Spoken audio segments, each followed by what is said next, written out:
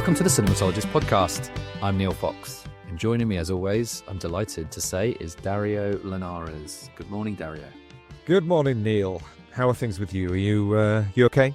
I am okay. I think I'm suitably melancholy for today's conversation. Were you saying Chantal Akerman isn't kind of rivetingly full of laughs and repartee on the joyous state of life?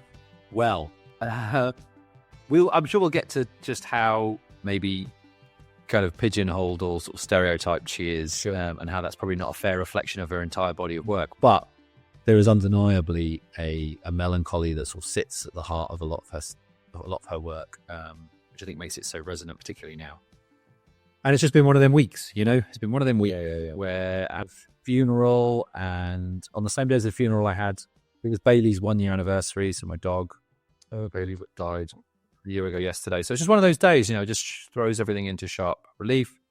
Yeah, so I'm doing well, but those things they're there, you know, as they always are. What about you? Yeah, I've been okay. It's been good fun engaging with the film stuff. We've got this episode which comes through collaboration with the BFI, and then I was back down there at the South Bank, talking to a writer, director, producer, very big name who is coming up in a future episode. I don't know why shall we tell the audience? I don't know why I'm putting that in my head under the banner of classified information, you know? Well, maybe because I put it, I think when I did the last episode, I sort of, because it was still not under wraps, but we hadn't quite sort of sorted out the logistics of it. So I think I said, you know, there's a big name coming up. So maybe you're just tapping it up. I think we can tell people. Do you want to tell people who you chatted to yesterday? So I spoke to Mario Van Peebles. He is there at the BFI because of this season that they've got, which I think is starting on tomorrow, called Black Rodeo. So it's a overview of the African American contribution to the Western. And it's grounded in the idea that that story is not told. So, you know, the idea that African Americans were cowboys, they were farmers, they were teachers, they did everything in the West. And obviously there's a lot of examples of films that feature black characters, but I think this is very much, and the season shows films that just does have the black characters, but I think that the onus is on the contribution of black filmmakers, black actors to that representation. And of course, with The Harder They Fall and Django Unchained, and now with Mario Van Peebles' latest work, Outlaw Posse, which he's showing, there's a kind of renaissance in that kind of Western. So I spoke to him, and I don't want to, obviously that's all to come, because I don't want to sort of divert away from Chantal Akerman, which is today's episode.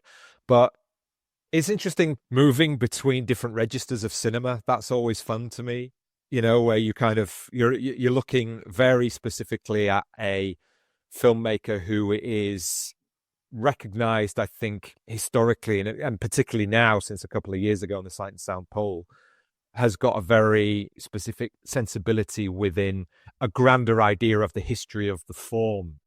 And then I think, you know, with Mario Van Peebles, funnily enough, when you look at his body of work, there is a lot more than you would have given credit for in terms of his contribution to kind of American film culture, you know, particularly when in respect of his dad as well. But I think he in and of himself is such an interesting character. So, and it was a really fun conversation. I was just saying off mic, he was exactly what you wanted him to be. So that was great. And I spoke to his son Mandela as well, because they star together, father and son, in this new film. Yeah, it's interesting, isn't it? I think that it does tie in a lot with some of the things that came out of the conversation that you've had around the BFI's Chantal Akerman season, which kicked off the other day and sort of runs for a while and has sort of national screenings, particularly of Jeanne Dielman, in the sense of like, what is the responsibility of a national film culture organization in terms of giving the opportunity for audiences to engage with as wide a variety of film as possible, and to do that really important work of acknowledging possible and definite historical omissions, and sort of bringing that to the conversation, I think, in really interesting ways. And both Akerman and and the Mario Van Peebles and the sort of the Black Western are kind of also things that I've seen in the shift in like the Criterion collection in the last few years since Ashley Clark took over the kind of the curatorial directorship of that, these really interesting, like, oh, actually, like, I think it's like, is it Buck and the Preacher is a film that they're screening, which is now a Criterion, what would be considered a kind of B movie or an exploitation movie or something, elevated to that status. But like what this Akerman season does, and what, having Jeanne Dielman as the number one film in the world has done, is kind of, it really makes you have different conversations, and it pushes you out of that very, very traditional idea of like what a good film is, what a great film is, what's important in film culture. So, it's been really nice actually to have those two headspaces very, very close together. Like you say, I love that, moving from thinking about Jeanne Dielman to Posse, which I rewatched last night ahead of the next taping, like it's really exciting. And it kind of makes the good film culture. But also I think it's a resistance against that. Not all fans are like this, but that idea of, these are my films, this is my thing, don't touch it, you know what I mean? And I'm not interested in anything else at all, really. That's just who I am. And I like that sort of sense that that moving from one thing to another in the way that gives you a perspective on both, which is kind of interesting. I think is part of that resistance to a sort of ecosystem of film or any kind of cultural engagement, really. Yeah. So the other day, I took a road trip to Bristol for a research project and drove some colleagues up, and we were talking about teaching. We were talking about film and television. It was a lovely, lovely day in the van, just a really good road trip with time to just talk about film and television and stuff. And one of the things that came up was young film students of a particular demographic saying that, they wouldn't watch certain films, certain genres, because they watch serious cinema. They're here to study serious films, And I said, I'd like to get a T-shirt which has watch serious cinema, and then that's kind of like crossed out, and underneath it says watch cinema seriously. Because I think that there is this kind of still, and it's a very kind of white male dominated idea of like, well, I want to watch Tarkovsky and I want to watch Bergman, and it's like, great, yeah, you should, but as we've talked about many times, and the Akerman thing taps into that, there are artists who sit outside of that intentionally and by dint of their own demographic, which makes them seen as lesser and not funded to the same extent or whatever it is. So there are things to be found in, that's what's interesting about the Black Western season, Black Rodeo, I think it's called, it's reminding you that work has had to take place on the periphery because of exclusion. And if you say that it's not valid because you see it, a certain thing as the default, you're not really interested in cinema. You're interested in a kind of a very narrow stream, which says more about you than it does about anything else. So I agree that is, and it's interesting that's been a conversation that's come up this week entirely separately, but it's all connected, I think, to how we talk about it and how we teach it. And we've always said that, haven't we? We love the way that this podcast can flip between, and I think, later on in the season, we've got Polish animation and Malik and, like other things coming out. It's like, yeah, we just want to go wherever we can, wherever those interesting conversations can be had. Absolutely. So what you're going to hear now is an interview conversation that I had with both Céline Brouwez, who is from the Fondation Chantal Akerman and the CINEMATEK in Brussels. And she sort of talks quite a lot about the project of archiving and then making available the resources that she originally worked with Chantal Akerman, because this was at the behest of Akerman herself, sort of from 2010 until her passing in 2015, and then the work was continued by her sister.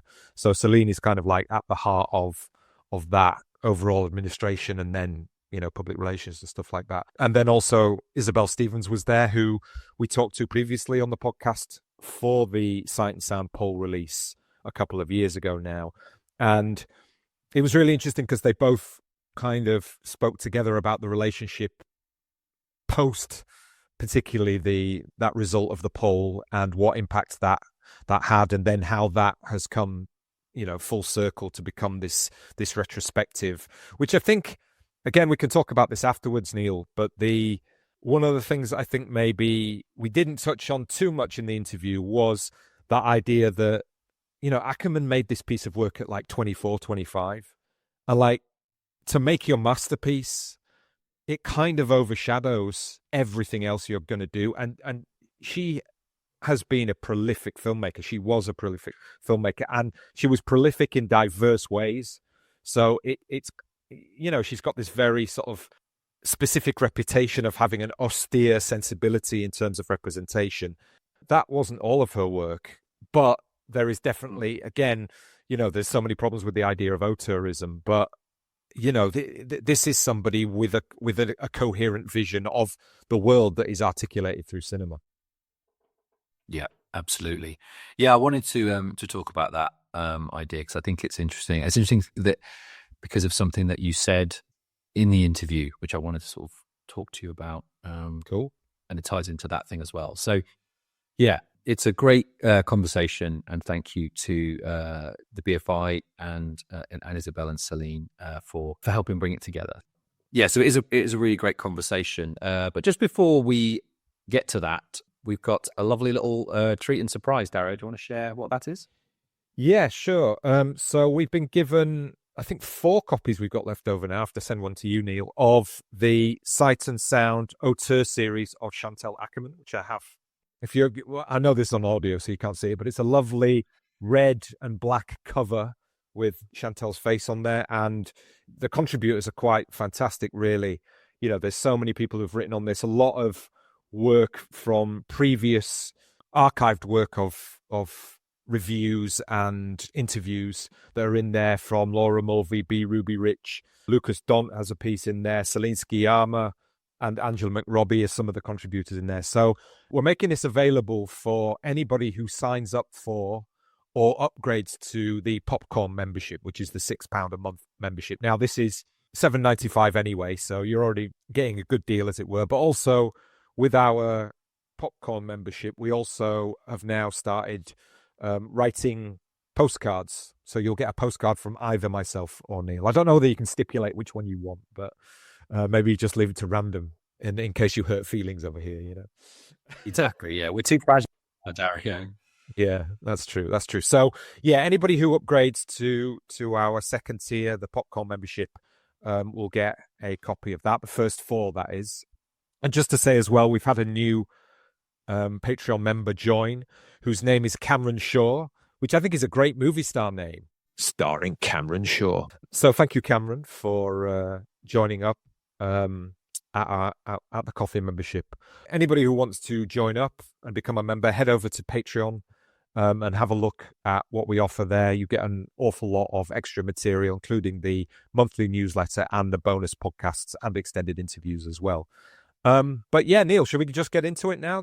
We've been talking for a little while, so let's put the interview on. Yeah, that sounds good. Yeah. Let's go. Cool. So this is myself at the BFI talking to Céline Brouwez and Isabel Stevens.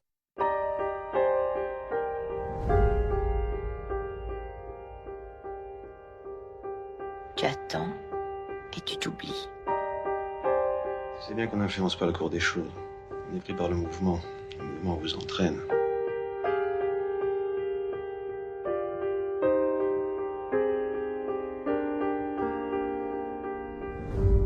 On a l'impression qu'il va se passer quelque chose de beau.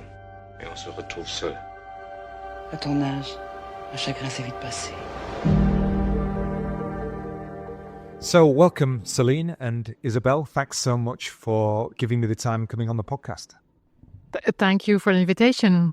So we're recording on the official launch day of the Chantal Akerman season here at the BFI.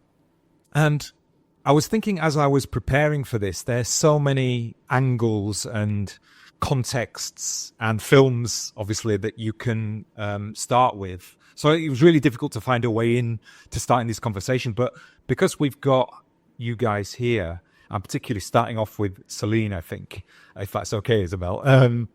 I wonder if you could start by talking a little bit about your work with the Foundation and the CINEMATEK, and what maybe are some of the overarching philosophy that you have in terms of what you're trying to do for Chantal Akerman in terms of the work within Belgium itself, but also carry the torch for the international recognition of this, seminal artist?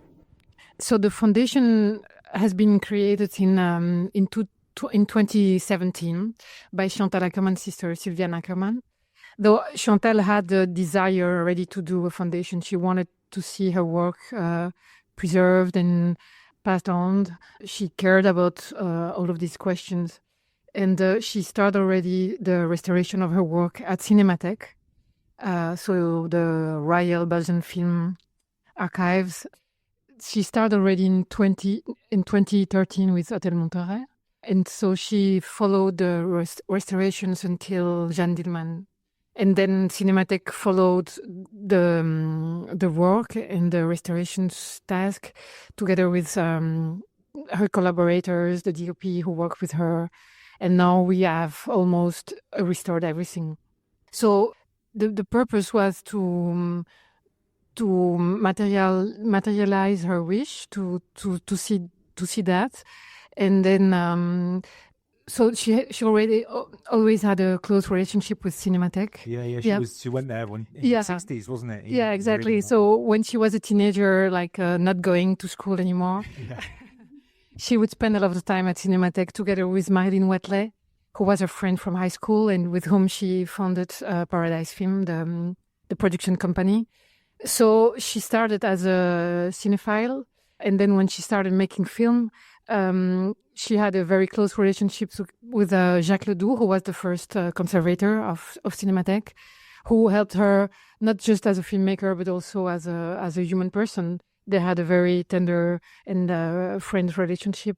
And then she carried on a good relation with the other directors. Gabriel Claes, who's in Toute une nuit, the other conservator. And then she spoke finally with Nicolas Mazanti, who was the previous director, about the foundation and how the institution can help her in that. And she was actually depositing her films already. She was sending. That's what Claire Atherton told me, that she was sending some boxes from Paris with films, with documents, and that's why, for instance, there was still a box to be inventoried. I had the good luck to find the short film she made for Ansas. Yeah, I just saw those last night, and I mean, I was reading on the paper about how these were just found. It's funny with film archiving, isn't it? It's like, oh, what's in that box down there? And we just find these amazing pieces of work. Yeah, exactly. It was just amazing because it was unexpected. And then, everybody speaks about Saute ma ville, like the Matricial film.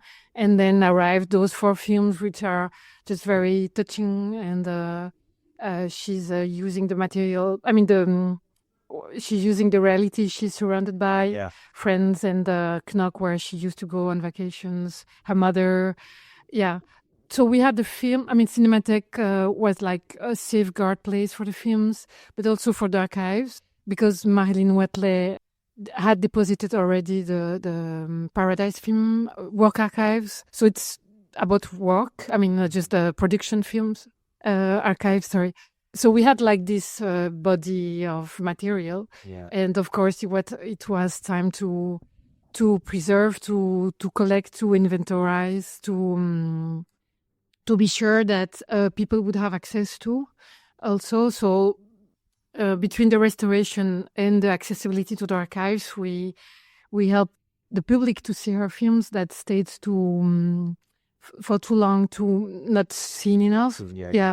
We helped a researcher to come and consult the documents, and we try to support her legacy everywhere. Of course, in Belgium, primarily because she was not, I don't know if I would say loved enough or known enough, but she was more famous in France, in the States, here. Yeah, I mean, I was reading about that, and I saw a bit of that on the documentary. I mean, I don't know whether you have any theories on why that is.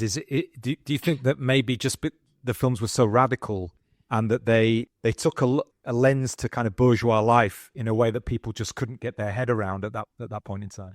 I love Belgium. I love Mare. Caveat that first. Yeah, really, very much. It's just that we don't value enough what we have. We are not cinephiles, and there is no enough power in culture, I think. But we do the same with the brothers Dardenne. We just, we don't value what we have. And that's why it's so, for me, it was so important to see that the archives left in Brussels, stayed in Brussels, and they were not like sent somewhere else and that's, I think for me was very important. It's just a question of how we appreciate, we are not sure of ourselves. Maybe it's a small country. It's a small country. Yeah. No, I won't ask you for a sociological overview of Belgium right now.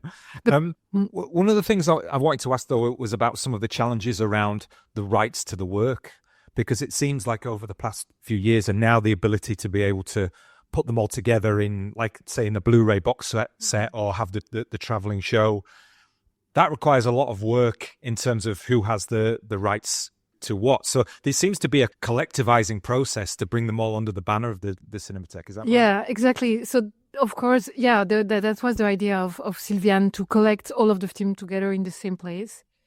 But we cannot have all of the films. She made a lot of films. She made more than 40 films, shorts, long documentaries, whatever.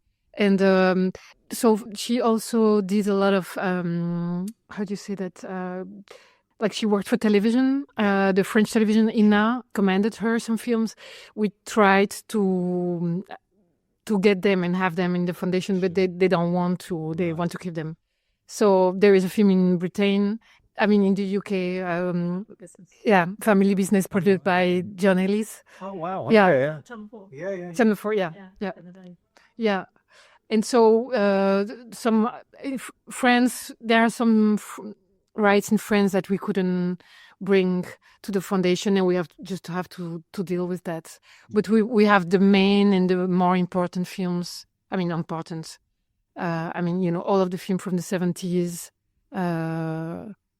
We have a big body already. Yeah. Has that made the collaboration setting up this the retrospective here at the BFI? Has that made that kind of straightforward in terms of you haven't really had to worry so much about dealing with rights and that kind of thing? Yeah, definitely. It's my colleagues, Laura Dos Santos and Julia, who have, and Julie Pearce, who've more been handling that side of things rather than me. But I'm sure it's making a huge difference, because you just have to deal with one organisation rather than negotiating with, I don't know, potentially for 40 films, maybe 40 different places.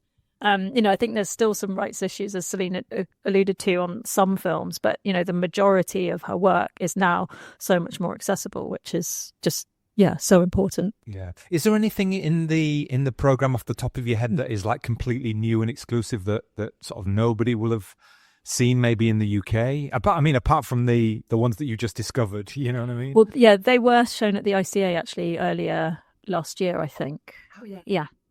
Oh, just trying to think. I'm not sure, because of the Anos. So there was an Anos and More retrospective, which is the collective run by Adam Roberts and the filmmaker Joanna Hogg, and they showed a pretty exhaustive retrospective. I think it was from 2014 to 2016, and I think they didn't show Hotel Acacias. Oh, right. Yes, which because that was a film that she kind of co-directed with some students. I think it was a film school in Brussels. Really interesting film, and I think does bear trademarks of her work. You can really see her signature in it. I don't think that was there, and that's showing here. And then Hanging Out Yonkers is a film that was was believed to be lost, and then I think the rushes were found, but the sound has remained lost. I think I think they left it on a subway or something. There is one reel of sound and then a few reels of images silent. It's unfinished, and it's the only material that is left. And it's true that we memorized it, I would say, in 2015, and then 2018, and then another part also discovered later, like last summer. Yeah. So that's showing here, which so that's something new. So what have been the conversations in terms of wanting to maybe honour the work that is being done in Belgium in the Cinematek, and even the sort of philosophy of presenting Akerman in a way that's sort of true to what she stood for as an artist, in terms of how she felt about herself and that sense that she was interested in, first and foremost, being an artist who was fiercely kind of independent about her own vision and her own voice, her own perspective, and maybe not having loads of things projected onto her. Although, that's obviously what's happened throughout the aftermath of Jeanne Dielman sort of becoming the thing that it has. Yeah, I mean, she famously said, she didn't like labels, and she I think she refused for her films to be shown in women's film festivals. So, I mean, it was important for us to honour that as much as we could, and that we don't sort of say, we just say she is an incredible pioneering filmmaker. We're not making this case for her as making a big deal about the fact that she's a woman filmmaker, but at the same time, I think she said she just inherently made films from female, queer, Jewish perspective. That's just there. You can't really get away from it. But I think if you just read Jeanne Dielman as a film about domestic drudgery and oppression, then you're missing quite a lot more to it. That there's so much more to it than just that. But that is an interesting and important element to it. Let's talk about the Sight and Sound poll result for a little bit, if that's all right. Because as I said, I watched the CINEMATEK documentary yesterday, and that's the results of the poll. You have that little montage at the beginning. These are all the international reactions to this. So maybe feel free to talk from a personal perspective, and then maybe as an institutional perspective. What were both of your kind of thoughts when that happened? I mean, you were right there reading them all out. I mean, we recorded, didn't we, the Sight and Sound episode? So you kind of knew, and we had access to the list before it actually came out. But do you remember actually hearing that news? And what your reaction to it was? Yeah, actually, it was a very strange moment for me. This is this is the personal answer, but it was the day before the funerals of my father. Oh wow! Yeah, okay. And so it was just, I was like maybe ironing my shirt for the morning after, and I couldn't believe it. I didn't understand anything. I didn't understand. And then the day after, during the mass, I was like having calls, but my phone was you were at the White. I'm laughing now. It was like 2 years ago, but so it was like a roller coaster, know. And then I went back because I had took my days already to be with him the 3 days before. So I went back to work on Monday, and of course we had to do a statement. We had to, so many people were writing. So it was like a tsunami for me. It was like, emotionally speaking, I couldn't handle anything. Wow. Yeah, it was a very big moment. So very joyful, and then very But no, it felt great, and it felt so nice for us. And we had so many people writing, and then it gave us such an impulse to go ahead and to. Thanks to that, we sell the film, of course. Sure. We could hire someone. So, a tangible economic. Oh my God, yes, it has been very important. Yeah. I mean, everybody was speaking about that. So it has been a lot of work in 23, but very profitable and very enthusiastic. And then we were already speaking about exhibitions, and we were speaking about Blu-ray box sets. But so it gave such an impulse to do everything. So it has been a game changer, very, very much. Yeah. And obviously you have a very specific reaction within the context of the BFI then. Yeah, I mean, no, I feel awful that we didn't give you the heads up about it, but we were it was like sort of a top secret project. We were terrified that the, news would break. Secrecy, this better not come out. No, it's fine. But I mean, I think when it became clear to us in the office that Jeanne Dielman had won, I mean, it was quite a shock because it had jumped quite a way, and it'd taken how many years for Vertigo to overtake Citizen Kane, and it nearly did it in 2002, and then it finally did it in 2012. So I was expecting like, oh, maybe it's Tokyo Story's turn, or films that were already in the top 5. So it was a shock, and there was some, are people going to take this seriously because the jump is so big, and they're going to say it's tokenistic. And I remember talking to a friend, Pamela Hutchinson, actually, who helped work on the Akerman publication that Sight and Sound has just put together. And I remember sort of she knew the news, and she was like, "Oh no, I think it's great because it's a really good story." I was like, "Yes, that's right as well." Like, it's we've got something here, we've got something new, and that's really what those lists should do. They should it shouldn't just be about telling people the same old things. Here we can talk about what makes a great film, and actually saying like, "Oh, you thought." To a wider public who are not aware of Chantal Akerman and Jeanne Dielman, we can say, okay, this is what you thought of an epic film. Well, actually, hey, let's think about a woman in her kitchen. Did you manage to keep that sanguine mindset for the next few months? Because let's be honest, there was criticism, but also I think maybe there was quite problematically, well, in some ways it's good, like you're talking about, where there was an engagement with the idea of hierarchies and lists and who gets to decide and how your poll was constructed methodologically. That's one thing. But also, there's a real sort of sense of, what is cinema, and engaging with the idea of, is this just a group of esoteric, I'm counting myself in this, academically minded critics saying this is the best film, we've decided it, and really the person in the street is going to look at that and go, well, that's maybe not even a film in that sense. So yeah, I mean, I guess the question is, it's like, what was it like dealing with all of that kind of fallout? Did you manage to just like tune it out and say, actually, this is all just good stuff? Yeah, I mean, I think it's good because it does challenge you. But I think it was just very exciting, actually, for the poll to be in the middle of this big debate. Right. I really liked it. I definitely had some trepidations beforehand when we sort of announced it. And I remember being on stage here thinking like, oh my goodness, like no one is going to expect this. But then actually gradually, but then I think then the crowd in the NFT, I mean, okay, again, they're very much like people who were aware of the poll beforehand and probably had maybe not necessarily seen Jeanne Dielman, but had heard of it. There was huge applause, and it was just like the buzz of that evening was huge. And after that, I was like, okay, whatever happens next, it's going to be okay, because you could just sort of feel the warmth and in that room.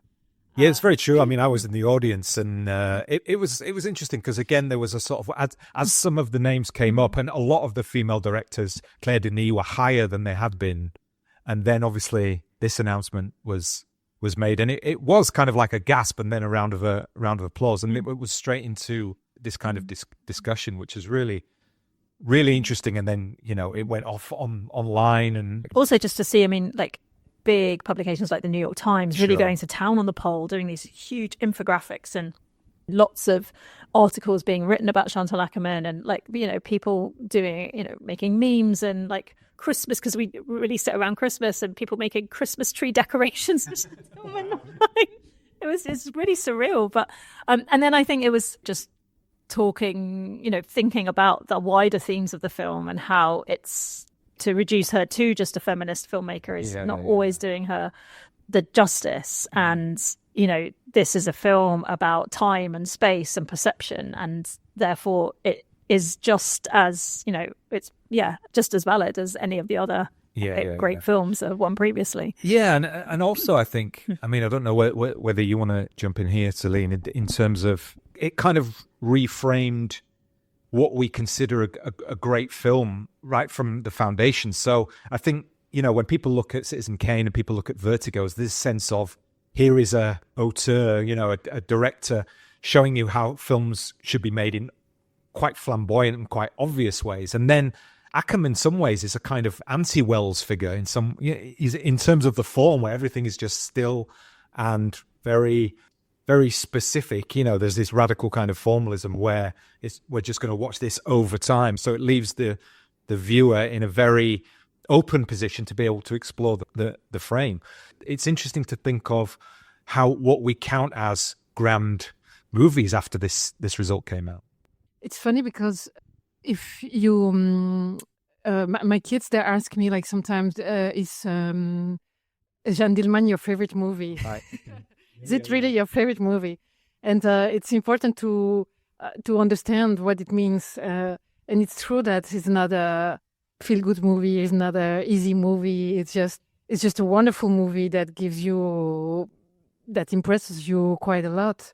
And it's so nice that, I mean, finally, the fact that, if I understood well, the fact that you opened the poll to more women, diversity, younger generation, and that to go out from the canonical, critical, I mean, that's the basis have changed.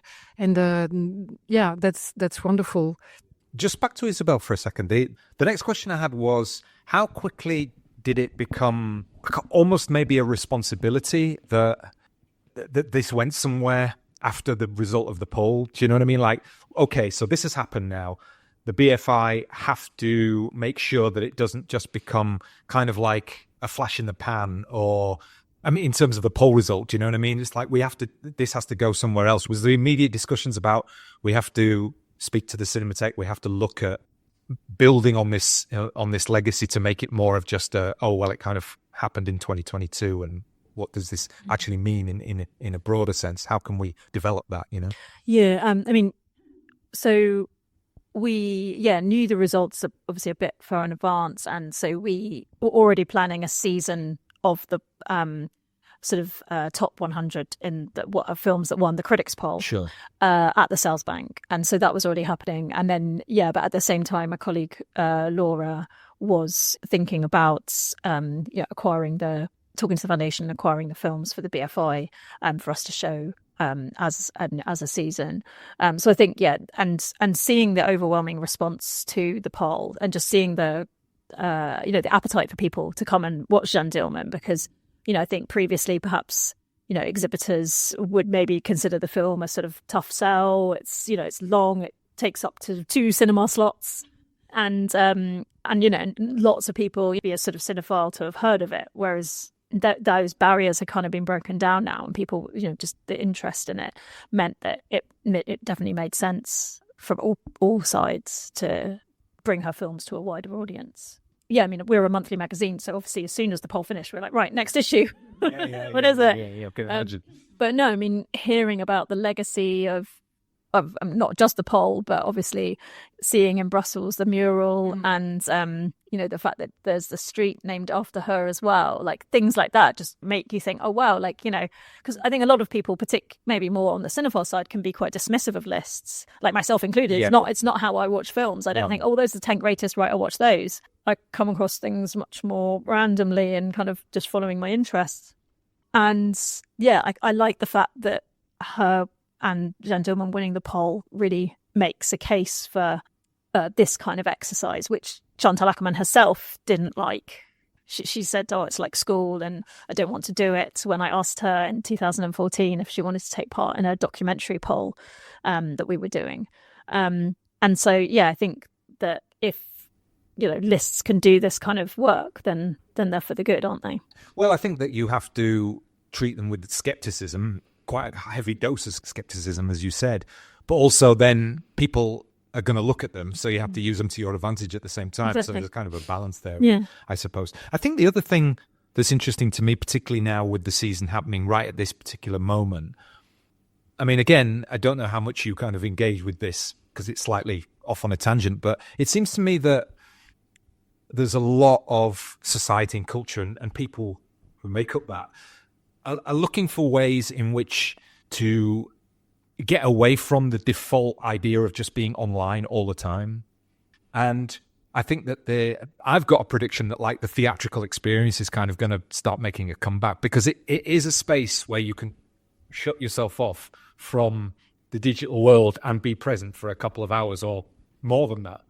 And I'm wondering whether, there might be a sort of sense in which this retrospective happening now will be part of that reinvigoration, in terms of there is something very specific, I think, about watching Jeanne Dielman in the cinema rather than watching it at home, because it does require a sense of engaging with a fundamental understanding of time and how it's used in that film, which you can't get at home when there's distractions everywhere. I don't know if you've got any kind of like comment on that, but just generally that idea that Akerman's films are meant to be watched this particular way, in the theatre. No, absolutely. I mean, yeah, I have watched a few of hers at home, or tried to, and they don't really work very well. Right. And there's some films that I'm really looking forward to seeing here properly for the first time, because even with a projector at home, you can't really do them justice.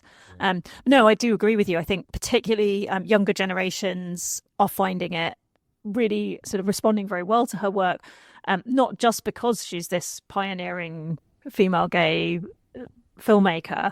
It's because she's making the kinds of films that she's making, which do demand your attention, and they demand a different way of being in the world and thinking about cinema than what you're used to. I mean, the sort of onslaught of the kind of attack on your attention, for example, and online, in any space. Compare that experience to watching Jeanne Dielman, it's just a kind of completely different space, completely different world. And I think that's kind of part of the appeal of her too. And then, as you said, like the sense of time in that film is so different, but our sense of time outside of the cinema is so kind of fraught and anxious and hyperproductive. You feel like, I've got to be super busy all the time. And then, so what does that mean now to go and take yourself away from that and sit in a cinema and watch somebody in so-called real time, but, peel potatoes, watch her do all these acts. Like, I think it really gives you a sense of anxiety too while watching them that I think is sort of heightened maybe compared to perhaps previous generations watching the film. And it's something Laura Mulvey has said, Laura Mulvey, who obviously championed her work right from the beginning, that she has noticed younger generations of students more recently responding to the film differently and, have a much greater appetite for it than, say, past students have. So, I think and I quite like that as retort to the people who said, this film doesn't deserve to win the poll, and it's just a sort of time capsule from the 1970s. It's like, well, no, not it's not just that. It says a lot more about, there's a lot more to read into it. Sure. Have you noticed kind of like a different culture of film watching at the CINEMATEK? Because obviously there's a cinema there, and people are coming to watch. Does the reactions that you've kind of encountered, has that changed over time, or? I just want to react to what Isabel said about it's true that her films are very physical. This is what she liked. She hated when if the audience would say, "Oh, I didn't see the time pass. It was just hours, but like it felt like it was 10 minutes." Yeah, so that was not a compliment for her. She wanted you to feel time. Exactly. Yeah. And I know that you are going to ask after what is our favorite film of her. It's for me, like for Je t'aime elle is really like something engaging my whole body, and it's a real experience in the screening room. Yeah, maybe more than Jeanne Dielman or some others, but then also her films are very choreographed. I'm sorry, it's not the choreographed. Yeah. So they are. So many things that you really have to experience in the screening room. And speaking about the audience, actually, we have very nice people coming. I mean, a lot of people coming to the screening room now at CINEMATEK.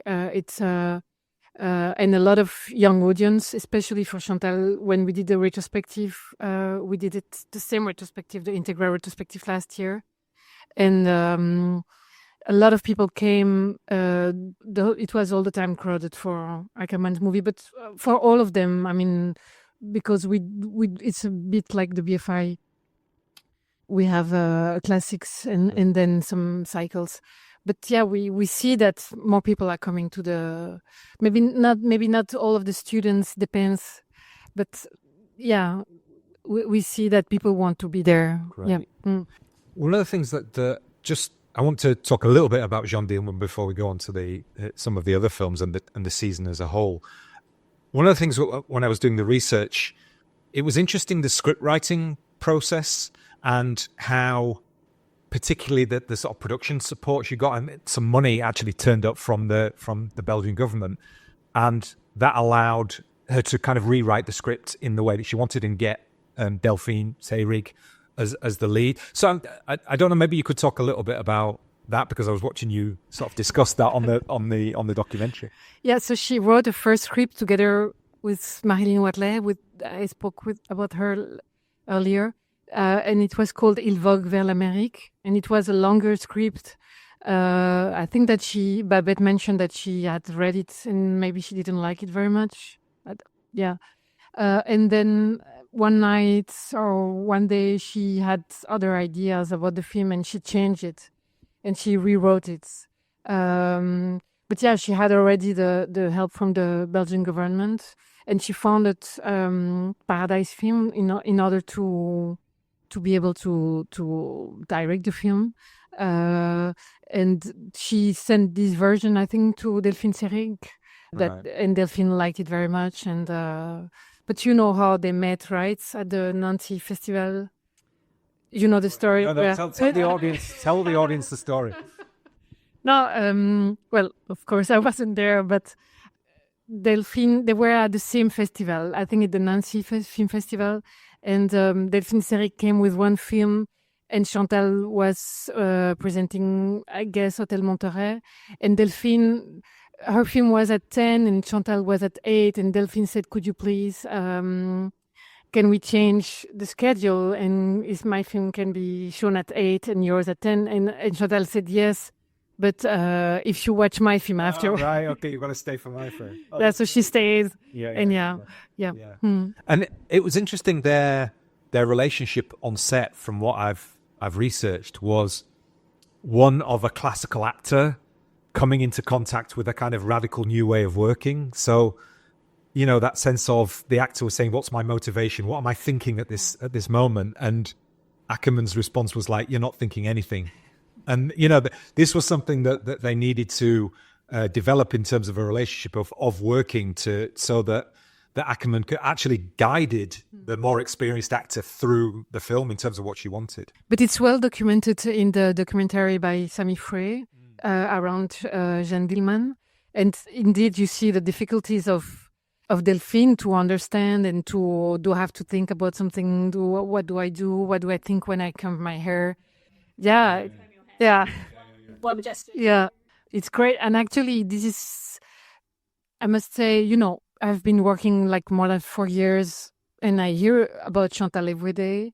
And not that I'm tired, but it's a constant work. But I'm so amazed by her courage and her strength. She was only 24, and she's just amazing. And how she pursued everything, how she carried out everything, and how she was in front of Seyrig, or she was a huge star. Yeah, she was a huge star.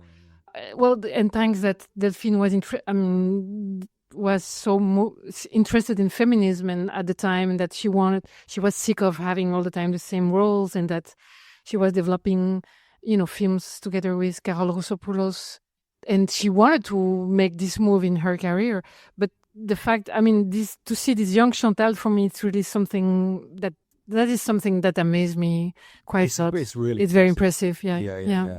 And I think also just watching last night, Saute ma ville, and also the documentary in which she's talking to camera a lot. And I didn't really this didn't register with me before, but I don't know why, because it's kind of obvious when you see it. But she has actually got an incredible charisma and personality herself, the jet black hair and the eyes and the smoking. And then in Saute ma ville, there's that almost kind of like, not exhibitionist, but lack of, self-consciousness in terms of acting on screen. So it's kind of all there in terms of the sort of persona and charisma that, defines this genius, really. So in terms of just before we move off of Jeanne Dielman, I think it's interesting as well when you listen to Delphine Seyrig and Akerman talking about the idea of this being a different female-focused type of filmmaking, right? And again, there's the caveats that we've all talked about. It's not a sort of poster for feminism in a straightforward sense, but they both talk, and they both actually say we are intentionally trying to create or offer a different perspective, a specifically a female perspective through cinema, right? And, obviously there is discussions that can be had about how we all watch subjectively and whether we watch as men or we watch as women and this kind of thing. I'm just wondering from your perspective, how much that kind of registers with you, that you say, yeah, this is, because obviously, I'm a male viewer and you're female viewers. So how much kind of like watching do you get that sense of, yeah, there is definitely something that has been reversed here from all of these films that we used to seeing where they have a very male-centric viewpoint. And even as female viewers, that's what I'm used to seeing. And now I'm seeing something that's completely different. Does that really still register for you? Well, it's what she said. She said that she filmed what male filmmaker left aside. So she takes time to film peeling of the potatoes. It's funny because in a way she was not like, she didn't have a feminist theory behind the film. It's just the feeling she wanted. Yeah. That's remarkable. That's the difficulty also about her legacy, that the fact that she's not a spokesperson. Sure. She's not, and when she say I'm not a feminist, she was not a feminist. She was not like a theorist, but of course her gestures explain and speak to people. I mean, to feminists. Yeah, you can understand that very well. Everything. To me, it's like it reads as a man when I'm watching. It's more, what comes across more is that sense of she is in a situation where she's trying to create a sense of her or control her surroundings by controlling everything she does in the most minute way. And then when something goes wrong, like the potato burns or the coffee boils over, I get this just sense of anxiety that her sense of control is completely gone. And I think that maybe that's as important to think about as maybe even more than just this is an evocation of drudgery that women experience, let's say. Yeah. No, I mean, it's hard to, I think, particularly for maybe younger people today, like to think about the role of a housewife as well, because like Chantal, when she was growing up, I mean, that was kind of more of the sort of life that I think her parents had, that was the role of her parents' generation. That was kind of the future that she was sort of mapped out for her, right? And so the film is, in a way, her kind of thinking about this is maybe what my life would be if I was trapped in this situation. Yeah. This is sort of a nightmarish kind of self-portrait. And well, it's seen as something of a portrait of a mother, isn't it? Yeah. Experiences of a mother. And a lot of films have that underpinning them, don't they? Yeah. So it's, I just find it a film that works on so many different levels. And you can sort of read into that, it's a sort of portrait of control and someone wanting to keep control over every aspect of their life. And then when that, something happens to splinter that, you see the fallout. That's mechanism of control. Yeah, exactly. She wants to control the boy or these men who. Yeah. It's kind of like her. How do I make sense of my own life? It's making sure the potatoes are done exactly in the right way that I want them. Yeah, exactly. I listened to quite an interesting podcast on the film by David Runciman. I think it's Past, Present, Future. Yeah, and so the political films one, and sort of he talks about it about sort of it being quite an existential film about how do you try and have control in a world where that's impossible. And it's all about confronting that kind of contradiction. But going back to feminism and things, it's I suppose it is a kind of portrait of a housewife as well, and that is there is a really important element to it. And the fact that when you do sit there sort of and watch and think, well, I don't see great films about domestic in domestic settings very much, and it does make you think about what's important and where drama can be found, and the kind of even films today, like the great films that are being made, are they it just calls into question that idea of greatness. Yeah, no, without a doubt. So maybe Isabel, you could sort of do the promotional bit and sort of talk a little bit about what is actually on this season over the next few weeks, because it's here, isn't it? But there are going to be screenings throughout the country because the prints are available, obviously. Yes, so we have a pretty full retrospective here at the BFI South Bank, and that's organised thematically into different sort of subjects and topics that kind of resonated with her. So, for example, for one is around the ideas of mothers and domesticity. Another is around the idea of desire and romance, and then another. There's about, I think, 6 in total, but there's another that's devoted to kind of her portraits of artists, because she made a lot of documentaries, but also was just interested in, I think, really interested in kind of other art forms, and so I wanted to show that off as a theme.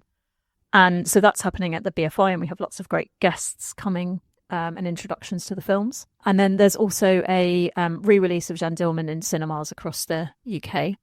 And there's also a touring package of her films. So there'll be cinemas, I know particularly Bristol and Glasgow, and a number of others will be showing not just Jeanne Dielman, but other selection of other films.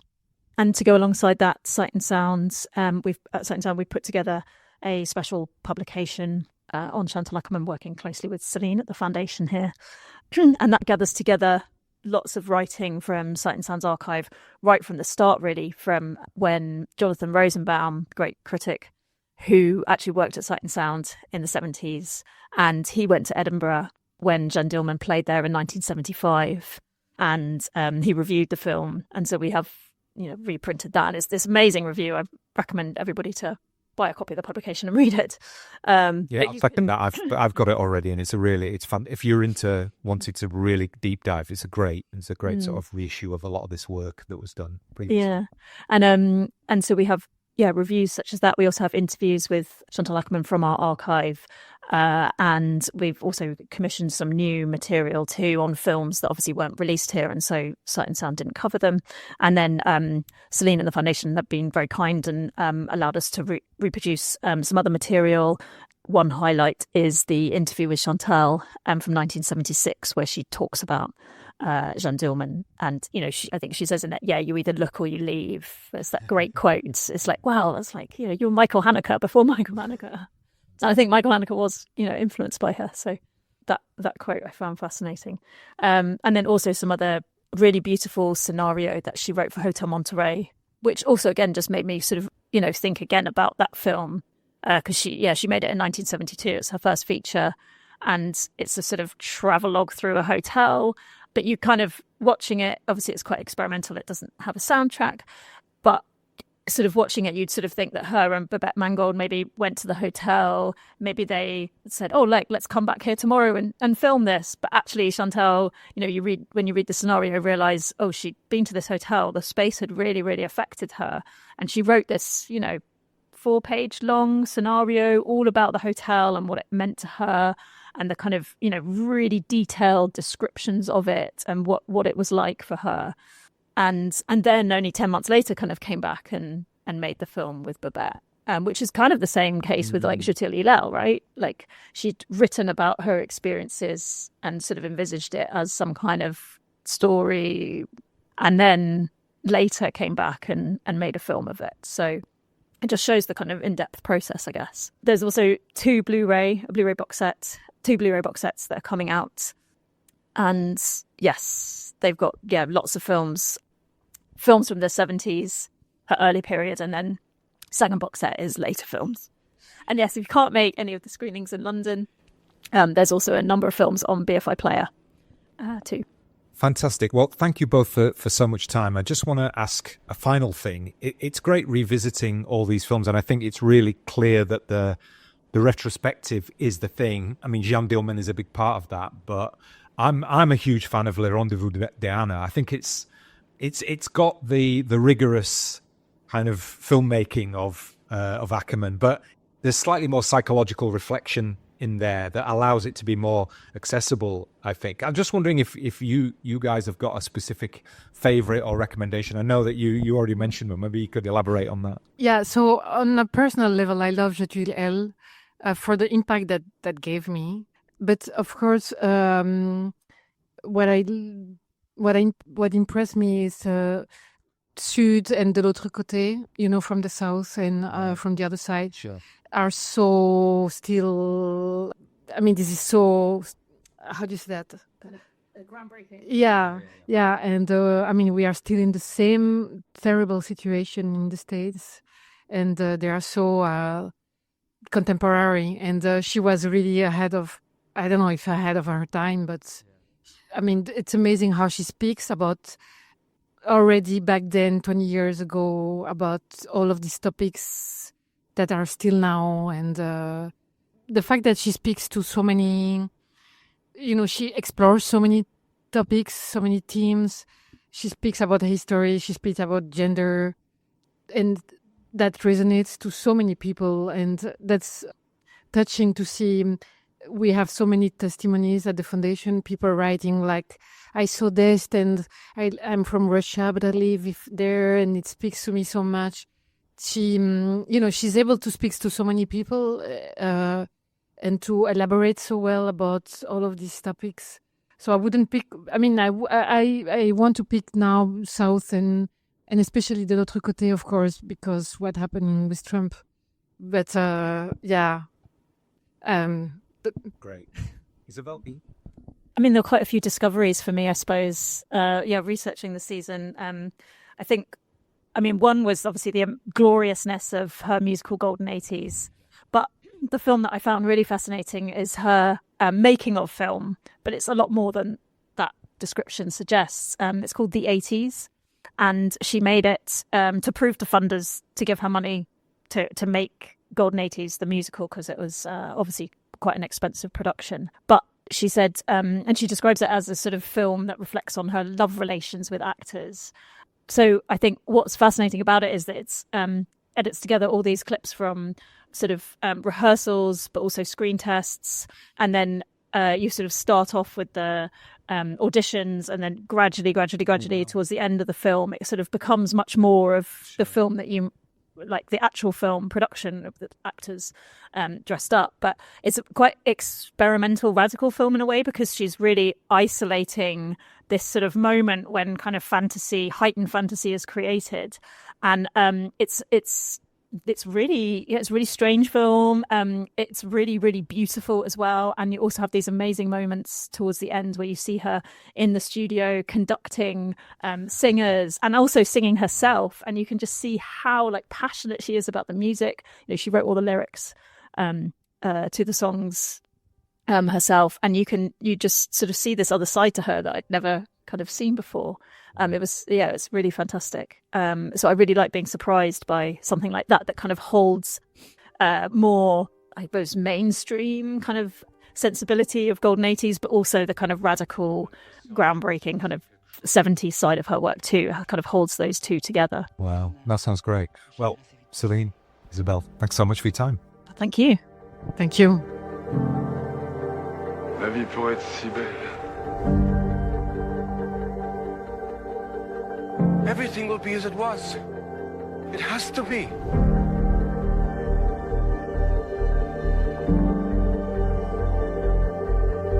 Paroles d'amour sans cesse. Et des gestes, jamais. Je le sais, tu n'es plus avec moi.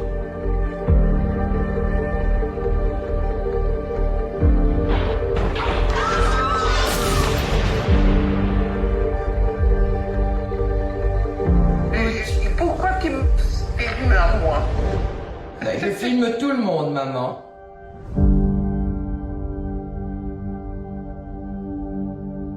So I hope everybody enjoyed that. And if you are in the vicinity of London, I really suggest checking out the programme for the Akerman retrospective, and also maybe having a look at Bristol and Edinburgh if you're in those areas, because there are screenings taking place there. I just want to say a quick thank you to Sarah Bemand from the press office at the BFI for being super helpful in setting this up and also giving us the magazines too.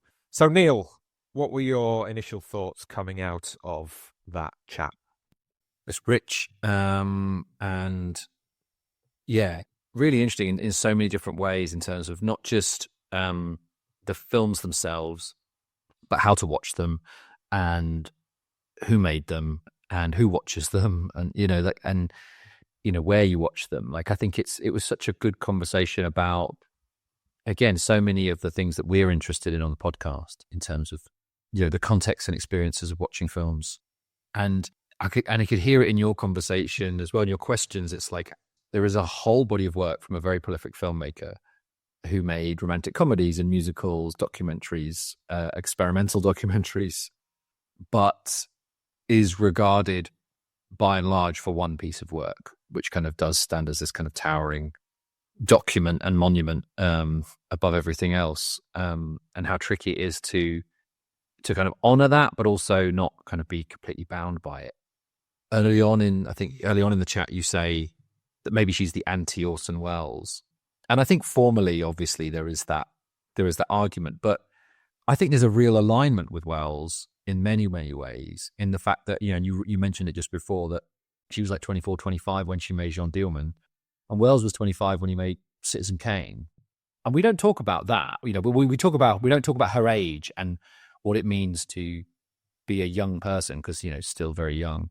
But we do with Welles. It's like this kind of maverick enfant genius who made this statement, and then the rest of his career was a kind of letdown in many ways, or, this kind of the pinnacle too soon.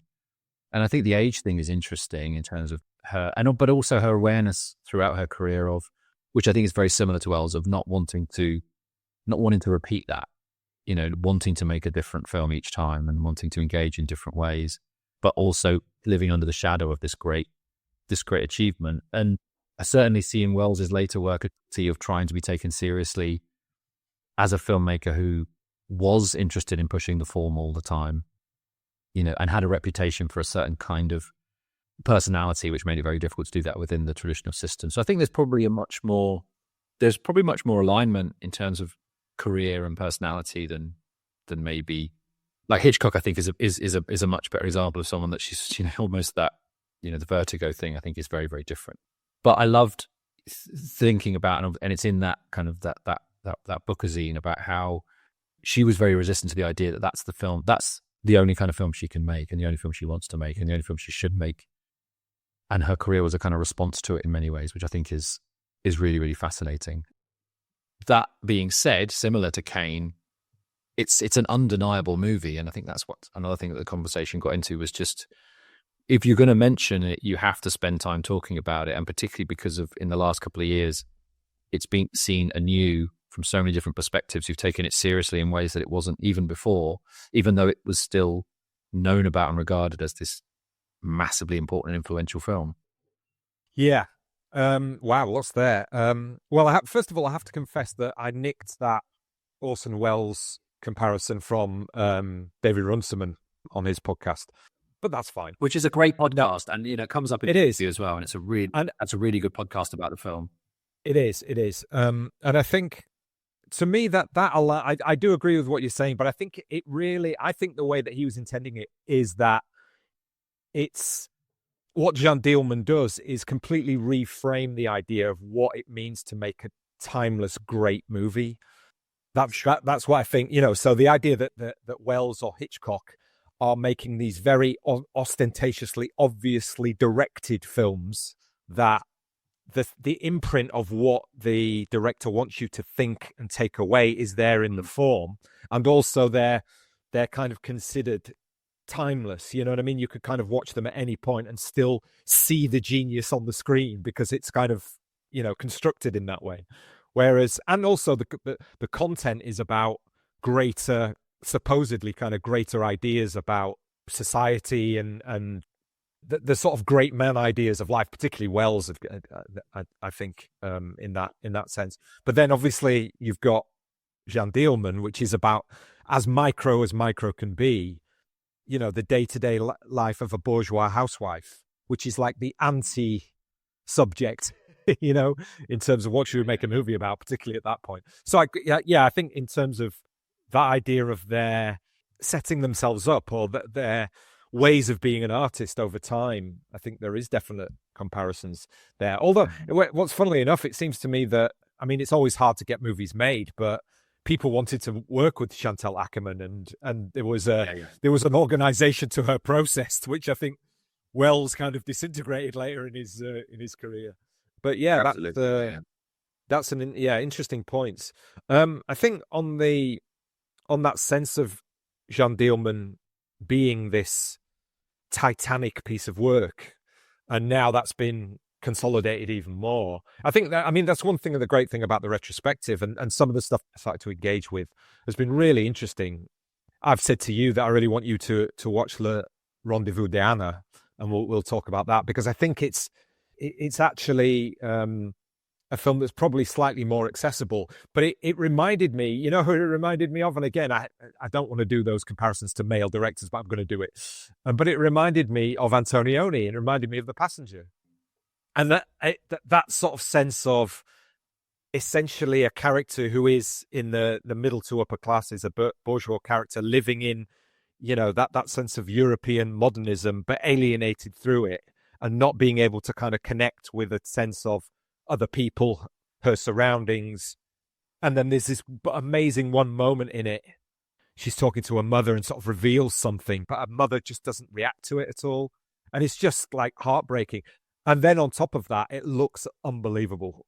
That sense of being completely in command of what you're seeing on screen, and everything is articulated and defined in such a perfect way. And it's, in some ways, we look at Wes Anderson and people sort of say, oh, what an amazing filmmaker in terms of that the composition is done on screen, and everything's so precise. And here's somebody, and like, you just hear that over and over and over and over again. And, here was somebody doing that with a much more in-depth political, and you might even argue kind of auteurist philosophy behind what she was doing. But because it's not accessible in the same way, then it's not as readily available to be able to kind of be commented on by as wider audience in that sense, because it's just seen as difficult, Yeah, I mean, you're sort of saying there, like, you don't want to compare her to other, directors or male directors and stuff. But it's interesting because it comes up in the conversation as well about her own resistance to the idea that she's a female filmmaker, or that she's a feminist filmmaker. Or I think that it's absolutely fine to put her in conversation with Antonioni, like, and that's what we should be doing. Is not saying, like, it is moving the way we talk about Akerman's work into different spaces that it hasn't occupied before, without thinking, well, it's, because you can, yes, Antonioni is male, but and it comes up in the Runciman podcast as well, like, in terms of existential cinema, he's kind of seen as this sort of out there European. But what you're saying is, no, actually, which is what we should be saying, is that this is an existential filmmaker, and an existential artist as well. Because I think a lot of the preoccupations of her own life that she sort of, and even there we're sort of talking about this moment with the mother, that's something that comes up. Moments with mothers come up a lot in her work. And I'm just reading the book that she wrote just before she died, not long, because her mother died not long before her. Yeah. And it's an account of My Mother Laughs, and it's an account of her mother's illnesses and sort of and death, and her own relationship with her mother, and sort of her own experiences and her own feelings that then, after her mother died, led her to, to the end of her own life. And it's there's a really cinematic, existential energy to the prose, which drifts between times and puts you in one place for a very long time and then cuts you to somewhere else, and you really have to pay attention to those kind of threads and what's real, what's not, what's a memory, what's a thought. It's really engaged with the form of the book. But that existential preoccupation about what is my relationship here and what is my role here comes up all across her work. Yeah. And again, just it's this season, hopefully will shed more light on it. The other thing as well, which I think is interesting, is which kind of comes up in terms of like people's favorites or personal favorites choices. Like, there's no denying that Jeanne Dielman is a masterpiece, but there's also no denying that it was in some ways a political choice to represent her work. It is a difficult film. It's formally rigorous, but it's also wildly sort of antithetical to kind of what comes before in terms of, like you say, that kind of subjectivity and political context. But a lot of people said afterwards, and have said since that actually I prefer this one or prefer this one. But if you got a statement about her cinema and about cinema in general, it's the obvious choice. So I think that's interesting as well, that you can have that kind of undeniable text that represents something so big and seismic, but also and it's some of it's more accessible, some of it's more personal. Yeah. There are films across the body of work which are different entry points where people are like, actually, if I was going to pick, and we talked about this, with Isabel, ourselves on the poll of like, if you're going to pick your personal favorite, then you don't get a consensus that makes you have these conversations because 5 people say Anna, 5 people say News from Home, 5 people say this, Yeah, so just to say that stuff that you were talking about with the mother, I mean, and because I can't remember if we actually say it in the interview, but her mother was an escapee from Auschwitz and was somebody who just never talked to Akerman about it. This is what Akerman's kind of said in interviews. So there's always this relationship then between, or this sort of underlying sense of her relationship with her mother kind of interwoven into all of the texts in some way, shape or form. What you're saying there, though, about I prefer this one, or great filmmakers that have a particular one text that everybody will put as, obviously it's that one. And I think that actually stands for a lot of the filmmakers on the list on the site itself. Absolutely. Top 10. Because if you think of Ozu, you might say, I actually like Late Spring, but you would never say that was better than Tokyo Story. It's always going to be Tokyo Story. I mean, it's maybe similar with Hitchcock and Vertigo, which is not by no means my favorite. I'd rather watch Psycho or Rear Window, any day of the week. And Touch of Evil, for weeds. And then, even going, to Claire Denis. I mean, it's interesting, that one, because I think everybody loves Beau Travail. You know what I mean? I don't know whether I don't know if there's less people who would say they've got another favorite of Claire Denis, but there are more, let's say, films that you could just enjoy for the pleasure of watching in Claire Denis than Beau Travail, I would say. That is the masterwork. So it's interesting, isn't it? Because what that does is, just thinking about it now, it makes you think that actually we do set store by a kind of an objectivity in art. Even if we want to say, all art is subjective. No, actually, if you talk to people, that they could sort of make that distinction between, actually, I think this is the great work for, and that stands across all contexts. But me personally, I prefer to watch this one. And I think people can make that distinction, which again, I'm just thinking about this now in the moment, but I'm sure if you kind of unpack that, it relates back to the way that, we've always had this trouble between objectivity and subjectivity in art. Yeah, and it troubles it in a good way. It was lovely to hear about the economic boon of the film being in that position. And then it really makes you take it seriously as an objective thing. And it's not really about the goal of ticking it off and saying, oh yes, we all agree that it is. It's about engaging with the process of, well, is it, and can it be, and what does it say, and how does it sit above and apart from the rest of her work in the same way that these other films do. There's no, you're absolutely right. There's no denying that Tokyo Story does sit above and aside. It's almost been lifted out of a filmography and placed in kind of cinematic, like the canon. That's it. It's like, okay, well, you reckon this one over here, that's where it stays.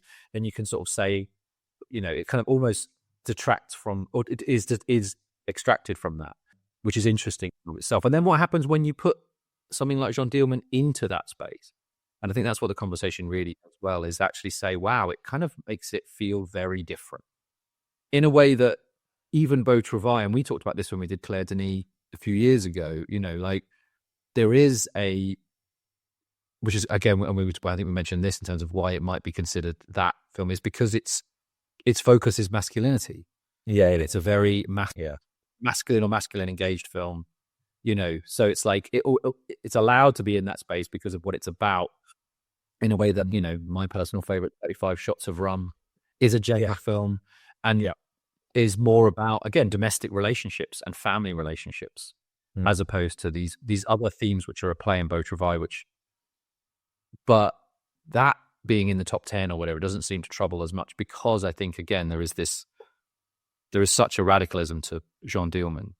Yeah. That makes it that way. Yeah, sure. I think just to finish off, returning to form, I think I watched it at home, and again, on the conversation I said, but I didn't really get the full effect because I was watching it in stages rather than 3. Now, I think it's really hard to watch something at home for that long without literally with a sense of focus. So I'm going to see it tomorrow night. So thanks to Sarah again for the press ticket, because I was supposed to go earlier, but I couldn't make it. So I'm going to have the theatrical experience. But also, one of the things, even in just watching it at home, that it made me, again, reevaluate was whether there is this sense of a feminist gaze or a feminist perspective cinematically. Because, you know, I really want to sort of rail against this idea that there are films for men, there are films for women, there are films for black people, there's films for white people. You know what I mean? Because I think once you get into that train of thought, then it means that it just goes into ecosystem thinking again. And the idea that nobody can have empathy for somebody who doesn't have their absolute unique experience. Because, you know, the end game of that is nobody can have a conversation with each other because nobody's got any understanding of another person, no matter who they are, right? However, having said that, I think reading a little bit about Akerman's intention, which was not overtly, as we've said, overtly feminist in the political sense in making this film, but it was this idea that there is a particular kind of approach to composition and to shooting, which she is trying to do differently from what she's seen before and what she considers male filmmaking. You know, so that idea that I, as the director, am going to decide what you as the audience are going to think and feel, because my male brain wants to impart that on you in a power dynamic kind of way, right?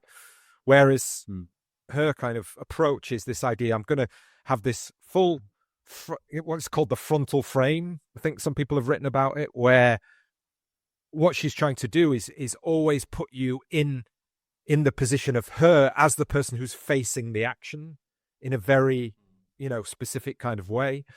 So therefore you are almost kind of confronted with what's going on. And again, I'm kind of trying to work this through in my brain, because it's articulated in various places that I've read, but it's something that needs sort of thinking through.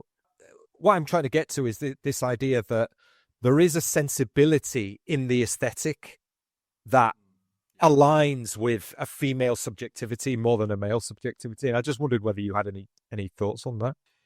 Yeah, and I think it's really interesting, isn't it? Because I think, again, that her talking about it and understanding that she has an intentionality to do something different to what she's seen is possible because, as the conversation said, you know, she was a cinephile. She was very well versed in the cinema that sort of came before her, and I think it's another reason why Mulvey was such a fad, because there's an intention, you know, kind of almost speaks to what you know. So it's the practice to her theory in many ways, in terms of actually, this is what it looks like to come at this from a different place, in a way that, again, a lot of female filmmakers that were working in Hollywood or other places under kind of industrial system didn't have the luxury of being able to even do if they were considering it, you know.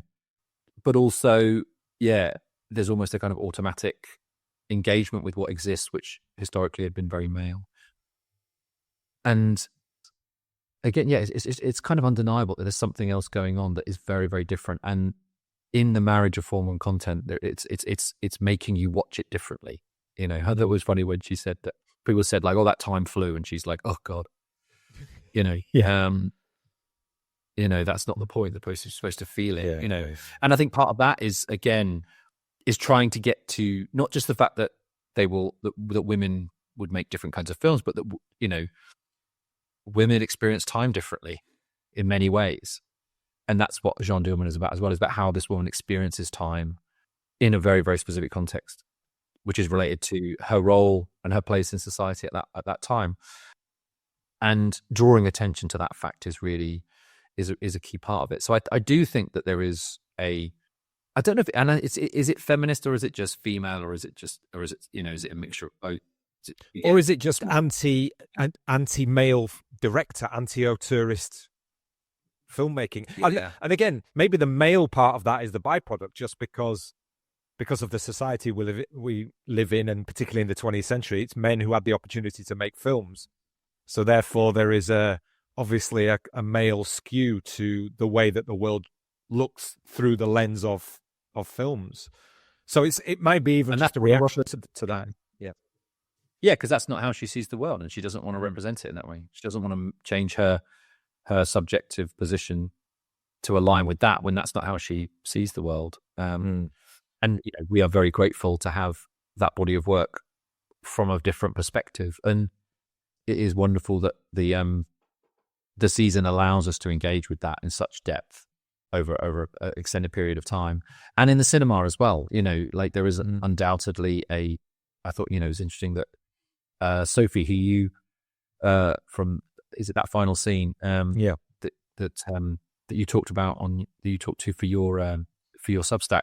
She wrote about that. You know, the difference between the laptop and the cinema experience of seeing Jeanne Dielman, as did, and Isabel sort of brought it up in the interview as well, about there is almost a sense of seeing these films for the first time, even if you've seen them, and how they play out, and that's what's really, I think, as well, really important about Akerman, is that that's how she wanted her films to be seen, and that's how she designed them for that space and that experience of time and space. And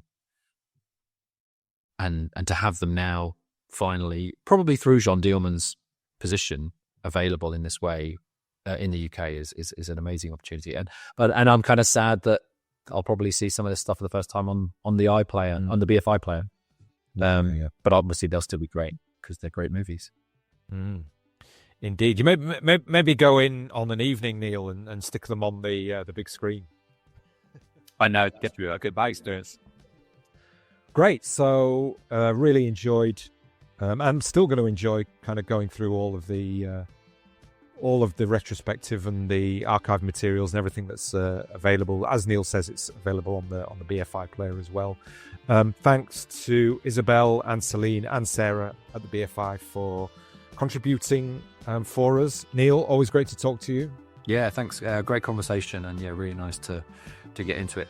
Lovely. And thanks to everyone who continues to listen. We will see you next time. This has been the Cinematologist Podcast.